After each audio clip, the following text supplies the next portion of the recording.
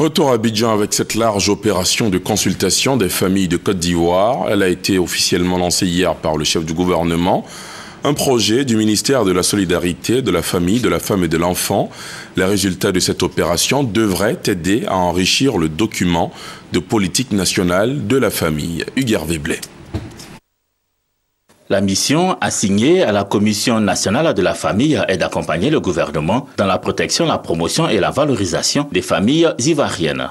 La remise de ce kit par le Premier ministre Danek Ablan-Duncan à la première responsable de cette commission donne le top départ de la large consultation à la base des familles de Côte d'Ivoire. Les données recueillies vont permettre de renforcer le document de politique nationale de la famille élaboré pour la commission par son ministère de tutelle. Le gouvernement a donc besoin d'avoir l'avis des familles.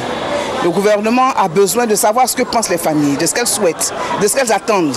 Cela permettra donc d'orienter les décisions du gouvernement et de faire en sorte que ces décisions du gouvernement soient bien vécues, soient bien perçues, bien acceptées et partagées par les populations elles-mêmes. Dans le document final qui sera transmis au gouvernement seront les préoccupations des familles de Côte d'Ivoire. Mais pour que cela soit effectif, il faudra une forte mobilisation autour des différentes équipes déployées sur le terrain.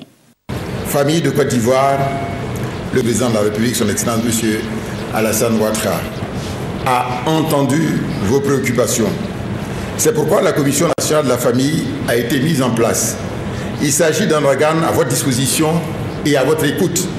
Il vous revient de vous l'approprier en participant effectivement aux débats qui seront organisés en y apportant vos contributions constructives. Les consultations qui ont démarré depuis ce lundi vont se dérouler dans 11 villes chefs-lieux de région et 8 communes du district d'Abidjan. Elles s'achèvent le 8 février prochain.